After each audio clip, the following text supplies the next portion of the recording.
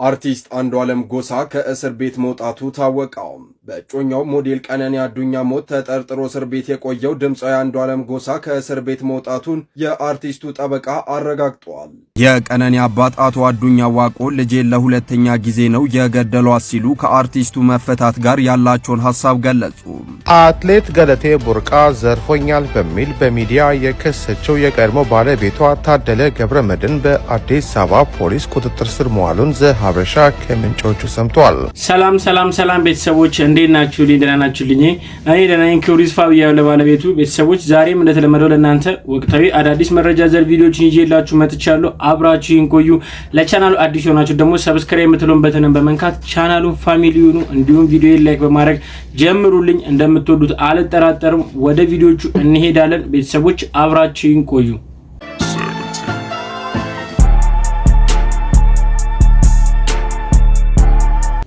ቤተሰብ ብልጽግና ፓርቲ ኢትዮጵያ ላይ ስልጣን ከያዘባት ቀን ጀምሮ በዚህ ሸገር ዳቦ ማርዶ የሆነ ነገር አብልቶናል። እንመን ሙሉ ኢትዮጵያ ህዝብ ሂድ ሲሉት ይሄዳል፣ ና ሲሉት ይመጣል። ለምን ብለን መጠየቅ አቆናል። ስፔሻሊ አዲስ አበባ ህዝብ እንዴ ፕራይም ሚኒስተራችን በጠራራ ፀሐይ ዝናብ አዝንብላችኋለሁ ብሎ ቃል ገብተውልን ከዝናቡ በፊት ኢትዮጵያ ላይ ይሁሉ መዓትና መከራ ሲዘንብ ዝናብ ይታል ብለን እንደመጠየቅ ሀገራችን ላይ ሁሉ መዓት ሲዘንብባት ጭራሽ እየሮጥን መጠለል ጀምረናል። መዓትና ዝናብ መለየት ተስኖናል እና የሆነ ነገር አላበሉ ነው የምትሉት እንዴ? እሱን ተውት። እኔ ሸገር ዳቦ በብዛት መብላት ከጀመርኩ በቀን ጀምሮ ባለቤቴ ከሌላ ሰው መንታ ወልዳ ልጆች ናቸው ብለኝ እያሳደኩ እሱን ተውት። ጭራሽ ውሽሟን ልጅ ነው ብለኝ አሱት የሚስቴን ባል ልጆቻቸውን እያሳደኩ እና የሆነ ነገር አልሆንኩም። ጤነኛ ነው የምትሉት እንዴ? የሆነ ነገርማ አብልቶናል። ከዚህ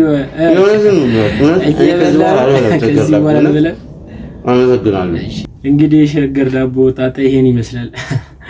ለማንኛውም እሺ እንደዚህ የደረሰበት ካለ ኮሜንት ሴክሽን ላይ ያጋራን። እኔ ያልደረሰብኝም ያው እስከሚደርስብኝ ግን ያው ምልክቱን አይቻለሁ።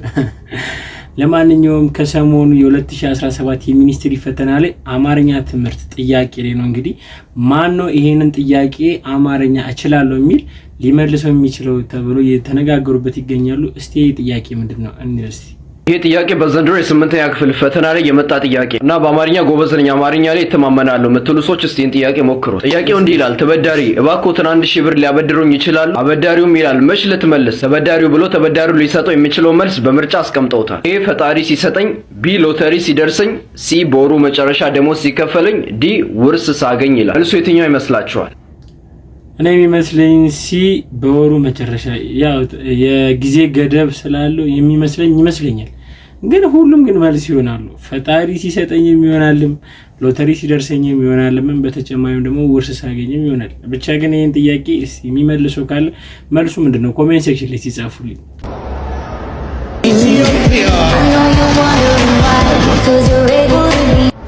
ውበት ሲለካ ሐሴት ደረጀ ነሽ ለካ።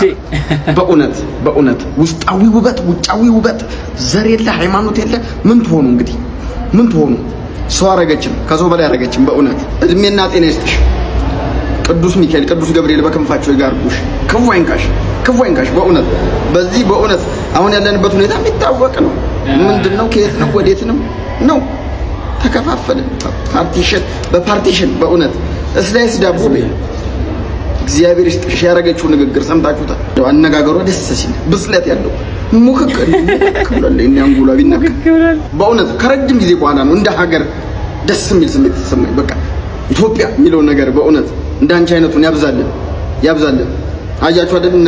ስም አልጠቅስም እነ ሰማይ ተጠቀሲ መኪና የሌለው ወንድ ያለሽ ተጎልተሽ የፋዘርን ጡረታ እየበላሽ ወንድ ብር የሌለው ወንድ ባናቱ ይተከል ምትያለሽ ደግሞ ኮሜንት ላይ ታታ አንቺ ኧረ ፋዘርሽ እንዳይተከል ያዝብላል።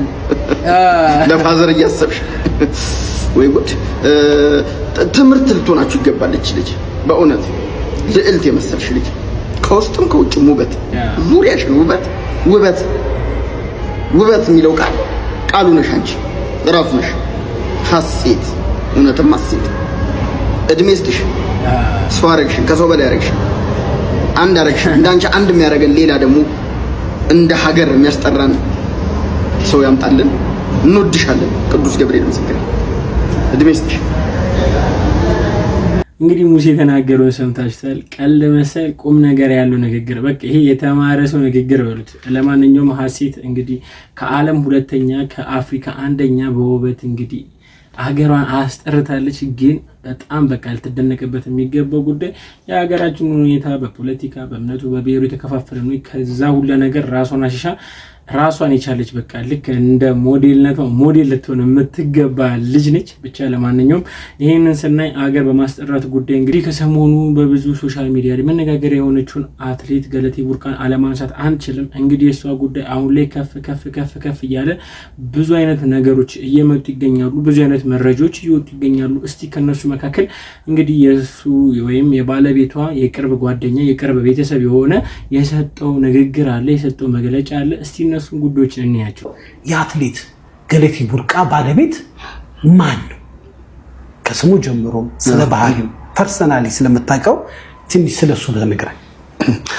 እውነቱን ለመናገር እኔ አሁን የሷ ጉዳዩ ደግሞ የሷ ነገር እዚህ ደረጃ በመድረሱ በጣም ከሚያዝኑት ሰዎች መካከል አንዱ ነኝና ታደለን የምንለው ራሱ ታዴ ነው ስንጠራው የምንለው በጣም ለሷ ዩኒክ ነበር። እንደሱ አይነት ባል ኢትዮጵያ ውስጥ አለ ብለህ ለማለት ራሱ የማትደፍረው ሰው አይነት ነገር ነው። ለምን ለሷ የሚያደርገው እንክብካቤ ነው። ሐቁን የምነግርህ ከጸቡ በፊት ራሱ በየደቂቃው አፉ ላይ ነው የምትመጣው። በየደቂቃው አፉ ላይ ትመጣለች። ከኛ ጋር ቁጭ ብሎ ፒያሳ ሻይ ቡና እያለ ነው። ሻይ ቡና እያለ ዛሬ እንዴት ሆነ ይሆን? ዛሬ እንዲህ ቦታ ውድድር አላት። የሄድንበት ቦታ ራሱ ሳይቀር ቴሌቪዥን የውጭ ቻናል ያስከፍት ነበር። ምናልባት ውድድሩ እዛ ላይ ካለ ብሎ ውጭ ድረስ በቀጥታ እየደወለ አብረዋት ከሄዱት ጋር ይጠይቅ ነበር። ብዙ ጊዜ ይሄዳል። ባልሄደባቸው ጊዜያት ግን በሙሉ እየደወለ ሁሉ የሚጠይቅ ነው። እዚህ ሆና እኮ ኮች ነበራት ማለት አትችልም። ከኮች በላይ የነበረው ታዴ ነበር። እውነቱን ለመናገር የአትሌት ህይወት ታውቀዋለህ። ሌሊት 10 ሰዓት ነው ተነስተው የሚሮጡት። ሌሊት 10 ሰዓት አብሯት ተነስቶ የሚሮጠው ሰው ቢኖር እሱ ነው አንደኛ። እሱ ብቻ አይደለም፣ ኢቭን ምግብ በየሰዓቱ በየደቂቃው ሊረብሽ ይችላል እያለ ምግቡንም የሚጠጣውንም ይዞ አሁን ረፍት አድርጊ አሁን ተመገቢ ብሎ ውጭ እንኳን እንድትመገብ አይፈቅድላትም። ያን ያክል ይንከባከባት ነበር። እቤት ስትመጣ በሞቀ ውሃ እግሯን ዘፍዝፋ እያሻሸ ምን እያለ ትሪት አደራረጉ በቃ እኔ በጣም ኢትዮጵያዊ ባል የእውነት ኢትዮጵያዊ ባል አለ ወይ ይሄ ሰውዬ ከየት ነው የመጣው ከሌላ ፕላኔት ነው ብለህ እንድታስብ ራሱ የሚያደርግ ነበርና ለምንድን ነው እንደዛ የሚያደርገው በጣም ግራ ይገባል ነበር። አይከብድ መሆን ያልከን ሰውዬ እውነት የ11 ምርጥና 5 ነው 4 መኪና ወሰደ ያልከን ሰው ነው ወይ እንደ ጋዜጣ እውነታው እሱ ያልከኝ ሰው ነው። ደስ ይላል። እኔም ግራ ገባኝ። እንደ ሰውዬው ለኔም ጥያቄ ሆኖብኛል። እውነት የእሷ ባለቤት እንዲያደርግ ነበረ? እንግዲህ እንደዚህ የሚያደርግ ከሆነ እንዴት ይሄ ሁላ ነገር ርዕስ ሆኖ ሊነሳ ቻለ? የኔ ጥያቄ ነው። እውነት እኔም ያልገባኝ ነገር ነው። ተጨማሪዎችም አሉ እናያቸው። እሱ ለምሳሌ የጉዞ ሲኖራት ፓስፖርቷን በውክልና ቪዛስ ለመጠየቅ እስከመሄድ ድረስ ፌዴሬሽኑም ጋር የሚያስፈልጉት ጋር ሙሉ ውክልና ወስዶ ይንቀሳቀስ ነበረ። በጣም ይንከባከባት ነበረ። እሷ ከቤት እንዳትወጣ እንዳትደክም ቤት ውስጥ ራሱ የስፖርት ጂሞችን በጣም አመቻችቶ በራሷ ሰርታ ለውጤት መብቃት እንድትችል ከአንድ አሰልጣኝ በላይ ይጥርላት ስለነበረ ሙሉ ውክልናውን ወስዶ የሚያንቀሳቅሰው እሱ ነበረ። አሁን እሷ ለምሳሌ የት ነው እዚህ ሱሉልታ አለን ብላለች፣ ሰበታ አለን ብላለች፣ ሐዋሳ አለ ብላለች፣ እንደገና ሞጆ ምናምን እነዛ ሁሉ መሬቶች አሉ መንግስት የሰጠው ምናምን። እነዛ መሬቶች አሁን መንግስት የሰጠን ብላ ያለቻቸው መሬቶች በሙሉ አልተሸጠም፣ ወይም ደግሞ ታደለ የሸጠው አንድም የለም። በመጠየቅም ያስፈልጋል እንጂ እኔ እና ኃይሌም ያን ያህል የተሰጠ አይመስለንም። ኃይሌም ደራርቱም ከሷ በላይ ናቸው እንግዲህ እነ ቀነኒሳም ጭምር በክብረ ወሰንም በተደጋጋሚ በማሽነፍ እነሱም ያን ያህል መሬት ያላቸው አይመስለኝም። እሷ በመንግስት ሰጠኝ ምን አለች ምናምን ሰዎች ከጀርባዋ ያሏት የሚያማክሯት ሰዎች ጥሩ ሰዎች አይደሉም። እንግዲህ ጭራሽ መሬቶቹም የሉም ገደማ እየተደረሰ ነው። እንግዲህ እንደሰማችሁት ነው። እንግዲህ የአትሌት ገለቴ ባለቤቷ የቅርብ ቤተሰብ የሆነ ሰው ነው ይሄኛው እንደዚህ አይነት መግለጫ የሰጠው ወይም ደግሞ እንደዚህ አይነት ኢንተርቪው ፖድካስት ላይ ቀርቦ የተናገረው። እስቲ ተጨማሪ አንድ ቪዲዮ ያለ እሱን ልጋብዛችሁ። ይበይን ይችላል የፍርድ ቤት እና ለፍርድ ቤት እንደው እንደ ሰው ስናስብ 4 መኪና 11 መሬት ሲሸጥ ህግ ሳለ ወይ የሁሉ ነገር ሲወሰድባት እሷስ ምን ሆና ነው ምን አይነት ነገር ቢደረግባት ነው ወይ መንፈሳዊ መደንዘዝ ያላል አይደል አንዳንድ ነገር ውስጥ ገብታ ነው ወይ የሚሉ ሰዎች አሉ እንደው ይሄንን እኔ በተነ መንገድ የተወሰነውን የወሰዱት የቸርች ፓስተሮች ናቸው አዎ የቸርች ፓስተሮች ናቸው አልገባኝም በሁለት አይነት መንገድ ነበር እንድታመጣ የምትጠይቀው አንደኛ በመባ መልክ ምን በመባ ነው መስጠት አለብሽ በቃ ለእግዚአብሔር ቤት መስጠት አለብሽ ተብላ ቤትና ቤት ሰጣለች አይደለም ለምሳሌ ካለው ገንዘብ በብዛት ተሰጥ ነበር አይ ቲንክ መኪናም እንደዛ ሰጣለች ብሎ ተናግሯል ሰምቻለሁኝ እኔ አውርተናል ነበር በዚህ ጉዳይ ሁለት መኪኖች ችግር ያለባቸው ነበሩ አለ ቤት ውስጥ ከሚቀመጡት መካከል ለምን በየጊዜው የሚያሽከረክሩ ከማከሮን የሚሰጡት ወይ በራሷ ፍላጎት በብዛት በራሷ ጊዜ ነው የምትሰጠው እሷ ደግሞ ልስጥ ስትል ደግሞ እሱ ስጪ ነበር የሚለው ግን ወዶ አልነበረም ስጪ የሚለው ታይም ቢላት ሊከለክላት አይችልም አይ ለእግዚአብሔር ለምሳሌ ምን ይደንቃል መስጠቷ ወሰዱባት ያልኩን ግን ያንዳንዱ ካለ በግል እሱ ብናወራ ደስ ይላል አዎ ይሄው ወሰዱባት ጀስት ይሄ አሁን እሷ እንደተናገረችው በዘረፋ በምናምን መልክ አይደለም መባና አስራት በኩራት መስጠት መቻል አለብሽ እያሉ በጣም በብዛት ጠይቋትም ይጨቀጭቋትም ነበር ኢቭን የቤት ዕቃቸውን ነው ከቤት ዕቃ እንኳን አልፎ ሌላ ስትገዙ ይሄኛውን እንኳን መስጠት መቻል አለባችሁ ተብሎ የቤት ዕቃ የተጠየቀበት ጊዜ አለ ያን ሁሉ ነግሮኛል ምንድነው ሲባል አይ በቃ ለአዳዲስ ለሚቋቋሙ ቸርቾች እንዲጎላቸዋል እየተባለ ልጅቱ ብዙ ነገሮችን በቀናነት በየዋህነት ነው ያደረገው እንግዲህ ቪዲዮ እንደሰማችሁት ነው የአትሌት ገለቴ ቡርቃ እንግዲህ አብዛኛው ንብረቷን እንደውም ባለቤቷ ሲሆን እንደውም በተለይ በጣም ብዙ ንብረቶቿን የወሰዱት ፓስተሮች ናቸው ወይም ደግሞ የእምነቷ አገልጋዮች ናቸው ብሎ እየተናገረ ይገኛል በዚህ ጉዳይ ላይ እኔም ያልገባኝ ጥያቄ ሆነብኝ የፓስተሮቹ እንኳን ቢወስዱ ከ11 10 እስከ 10 ቤት ማለት በጣም ብዙ ነው እንዲሁም ተጨማሪ ደግሞ 4 መኪና ማለት በጣም ብዙ ነው ይሄ ሁሉ እነሱ ወስዶታል የሚል እኔ እንደራሴ እኔ በዚህ ጉዳይ ላይ እኔ አይመስለኝም ግን እስቲ አልገባኝም እናንተ እስቲ ኮሜንት ሴክሽን ላይ አጋሩኝ እስቲ ያሰባችሁ ይሄ እውነት አይመስለኝም እኔ እንደራሴ ዝም ብሎ ነገሮችን እንትን ለማለት የተፈጠረ የሆነ ታሪክ ነገር አይመስለኝም እኔ ዛሬ የሚያመኝ ነገር የገለቴ ገንዘብ ንብረቷን ማጣት አይደለም እኔ ዛሬ 3 ልጆች አሉኝ ገለቴ ግን የሁሉ አመት ሮጣ አንድ ልጅ እንኳን የላት ይሄ ለኔ በጣም ነው የሚያመኝ እኔ የገለቴ ገንዘብ የምን ጉዳይ አይደለም ዛሬ ገለቴ ከኛ 3 አመት ወይ 2 አመት ታናሽ ብትሆን ነው ሴት ልጅ ጊዜ አላት የመሮጫ የመውለጃ ጊዜዋን እንኳን አጣለች ገለቴ ከ2010 ጀምሮ በፍርድ ቤት ስትንከራተት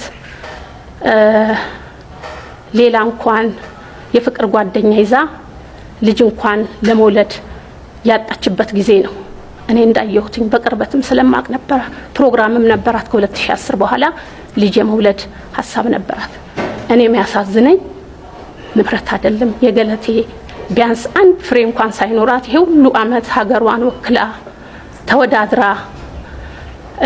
ዛሬ ያለችበት ሁኔታ ለኔ በጣም አሞኛል እንግዲህ መሰረት ደፋር የተናገረችው ሰምታችኋል ቢያንስ አንድ ልጅ ማልወለደችም ባይሆን ይሄ ጉዳይ በጣም የሚያሳዝን ነው ነገር ግን እኔ እንደታዘብኩት ከሆነ እነዚህ የፌዴሬሽኖች አባሎች የነበሩት ወይም ደግሞ አመራሮች የነበሩት ይሄ ሁላ ጉዳይ መቼስ በቅርበት ሆነ ያውቁታል እስካሁን ድረስ ይሄድ ነበሩ ይሄ የኔ ጥያቄ ነበር እና የሚሰጡት እናም እየሰጡ በነበረበት መግለጫ ላይም ደግሞ ይሄ ጥያቄ ተጠይቆ ነበር እስቲ እንየውስ ዩቲዩብ ላይ መጣ መግለጫው ሰጣ እዛ ሾው ላይ ቀርባ እሷ ይሄንን ባታወራ ኖር ይሄ መግለጫ ይኖር ነበር የኬንያ ስለ ሴፍ ጋርዲንግ ስታብራሩ በኬንያ ሁኔታ ቀንታችሁ ነበር እዚህ የተፈጠሩ የነበሩ እያንዳንዱ ችግር ታውቁ ነበር ግን አንድም ጊዜ መግለጫ ሰጣችሁ ለምን በጣም የሚያሳዝን ነገር አሁን ቀደም ስለ ጋዜጠኛ በዚህ ፕሮግራም ላይ ሊተቻ ይገባል ምክንያቱም የዛሬ 1 አመት ኖቬምበር ላይ በወጣ ኒውዮርክ ታይምስ ላይ በወጣ መረጃ ኬንያ ኤልዶሬት ላይ 4 የሚደርሱ ሴቶች በባሎቻቸው አሰልጣኝ በሆኑ ባሎቻቸው ተገለዋል በራሳቸው ሰዎች ላለፉት 1 አመታት በኢትዮጵያ አትሌቲክስ ፌዴሬሽን ስለ ገለቴም ሆነ ስለ ሌሎች የተጎዱ ስለነበሩ አትሌቶች ምንም አይነት ስራ እየሰራ ነበር የዛሬ 3 ወር ነው ስለ ሴፍ ጋርዲንግም ስራ መስራት ጀምረናል ነበር ያላችሁት እየሰራን የነበርነው ላለፉት 3 ወራት ነው የሚል ነገር ነበር ስታነሱ የነበረውና ለምን አሁን መግለጫው ባይሰጥ ነበር የሚሻል ለኔ ምክንያቱም ከረፈደ ስማችሁም ስለሚጠፋ የተዘጋጀ መግለጫ ነው ብዬ ነው ማስበው። እኔ በግሌ ትላንትና መግለጫው ሳይመጣ እሷ ድምጿን እዚህ ደረጃ እስክታለቅስ ድረስ ሰምተን እዚህ ጋር እኩል ነው የመጣ። እናንተ መግለጫ ጠራችሁ፣ አደጋው ከደረሰ በኋላ ዳሜጁ ከደረሰ በኋላ ይሄን ነገር የኑሮ የህይወት መመሰቃቀል ሊሆን ይችላል። ግን ልክ ኬንያ ላይ እንደሰማነው ሌሎች የምስራቅ አፍሪካ ሀገራት ላይ እንደሰማነው ህይወት ማለፍስ ተፈጥሮ ሊሆን በዝምታ ውስጥ በዚህ ደረጃ ወደ ሚዲያ ባይቀርብ ኖሮ እንደዚህም ላንሰባሰብ እንችላለን። እኛም ይሄን ሴፍ ጋርድ ይዘን ወደ መንግስት በምንሄድበት ሰዓት በዚህ ደረጃ ተቀባይነት ላናገኝ እንችላለን። የኬንያዎች በዚህ ደረጃ እንትን ያለው ችግራቸው ስለሚወጣና ስለሚናገሩ ነው። የኛ ደግሞ ቅድም እንደተባለው የሚዲያ እንደ አትሌቶች ችግር አለብን። እውነት ነው። ሁላችንም ከሚዲያ ጋር ያለን ግንኙነት በጣም ያነሰ ነው። ያው ከመፍራት ነው ከተለያዩ ነገሮች ነው እንጂ እናንተን በሌላ መልኩ አይተን አይደለም። በተቻለ መጠን ያው ለመቅረብ የሚሞክሩ አሉ በተወሰነ ደረጃ፣ አብዛኛው ግን የሚችለውን ያክል ያደርጋል።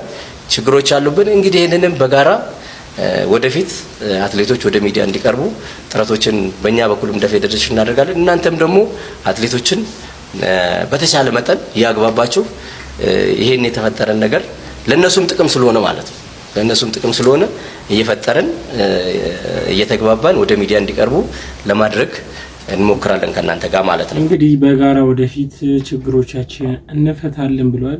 አትሌት ገለቴ ቡርቃ ዘርፎኛል በሚል በሚዲያ የከሰችው የቀድሞ ባለቤቷ ታደለ ገብረመድህን በአዲስ አበባ ፖሊስ ቁጥጥር ስር መዋሉን ዘሀበሻ ከምንጮቹ ሰምቷል።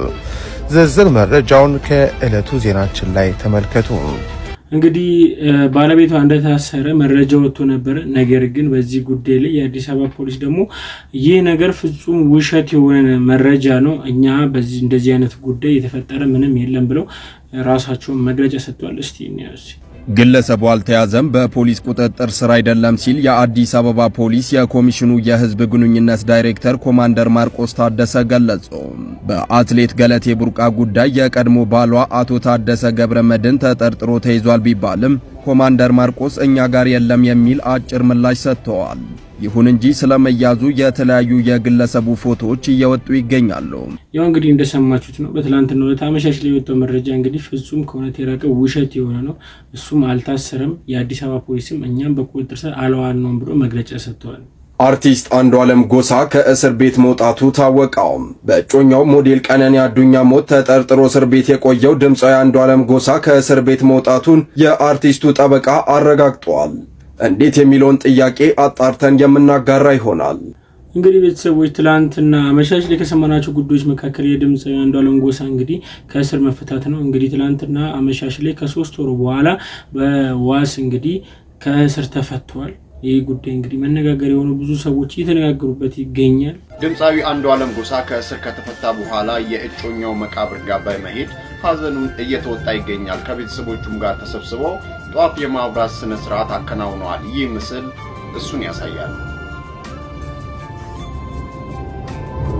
እንግዲህ ቤተሰቦች ድምፃዊ አንዱዓለም ጎሳ ከእስር ከተፈታ በኋላ የመጀመሪያ ስራ የነበረው ወደ ባለቤቱ ወደ ቀነኒ አዱኛ እንግዲህ የቀብር ስፍራ ሄዶ ሀዘኑን መግለጽ ነበረ። በዚህ ጉዳይ ላይ በተመሳሳይ የቀነኒ አዱኛ አባት የሆኑት እንግዲህ በሱ መፈታት ጉዳይ ላይ እንግዲህ ቅሬታቸውን አሁን ማሰማታቸውን አላቆሙም። እስቲ እሳቸው ያቀረቡትን ቅሬታ እናዳምጥ። የቀነኒ አባት አቶ አዱኛ ዋቆ ልጄን ለሁለተኛ ጊዜ ነው የገደሏት ሲሉ ከአርቲስቱ መፈታት ጋር ያላቸውን ሐሳብ ገለጹ። አቃቢ ሕግ ክስ መመስረት ባለመቻሉ ፍርድ ቤቱ በትላንትናው ዕለት በ50 ሺህ ብር ዋስ በመፈታቱ የቀነኒ አዱኛ አባት አቶ አዱኛ ዋቆ እስከዚህ ሰዓት ድረስ ፖሊስም ሆነ አቃቢ ሕግ እዚህ ላይ ደርሰናል ብለው በግልጽ የነገሩን ነገር የለም ብለዋል። እንዲሁ በብላሽ 3 ወራት ነግደዋል። የልጃችን ደምም እውነታውን አላገኘም። ልጄም ለሁለተኛ ጊዜ ነው የገደላቱም ብለዋል። ከዚህ በኋላ ምን እንደሚያደርጉ ለቀረበላቸው ጥያቄ ሕግ ውስብስብ ነው፣ አቃቢ ሕግ የሚለውን አይተን ለአምላክ እንሰጣለን፣ እንደ ሰው የምንለው ነገር የለም ብለዋል። ቀነኒ ፍትህ እየተነፈገች ነው፣ ከጅምሩም አንስቶ የነበረው ነው። እኛን ለማዳከም እስካሁን አቆዩት እንጂ ሊለቁት ከፈለጉ ቆይቷል ሲሉም ተናግረዋል። አክሎም በዚህ አካሄድን ሞክር ብለን እንጂ ፍትህ እናገኛለን ብለን አናስብም፣ ከሷ ደም የልጁ ታዋቂነት በልጧል ብለዋል ሲል ቢቢሲ ቃላቸውን ተቀብሏል። እንግዲህ ቤተሰቦች የቀነኒ አዱኛ አባት የነበሩት አዱኛ ዋቆ እንግዲህ ሀሳባቸውን በእንደዚህ አይነት መንገድ ገልጸው ነበረ። ቤተሰቦች በዚህ ሀሳብ ላይ ብዙዎች ይስማሙበታል፣ ብዙዎችም ደግሞ አይስማሙበትም። እናንተ ተስማማላችሁ? እስቲ የምትስማሙ በዚህ ጉዳይ ላይ ሀሳባችሁን እስቲ ግለጹልኝ። ቤተሰቦች ለዛሬ ይዤላችሁ የመጣችሁ ቪዲዮዎች እኚህን ይመስላሉ። እስካሁን ድረስ አብራችሁኝ ስለቆያችሁ አመሰግናለሁ። ቤተሰቦች ቻናሉን ሰብስክራይብ እንዳረጋችሁ ተስፋ አረጋለሁ። በተጨማሪ ቪዲዮ ላይክ እንዳረጋችሁልኝም አልጠራጠርም። ሀሳብ አስተያየታችሁን ኮሜንት ሴክሽን ላይ ገብታችሁ ጻፉልኝ። ቤተሰቦች በቀጣይ ቪዲዮ እስክንገናኝ ሰላም ቆዩ። እወዳችኋለሁ።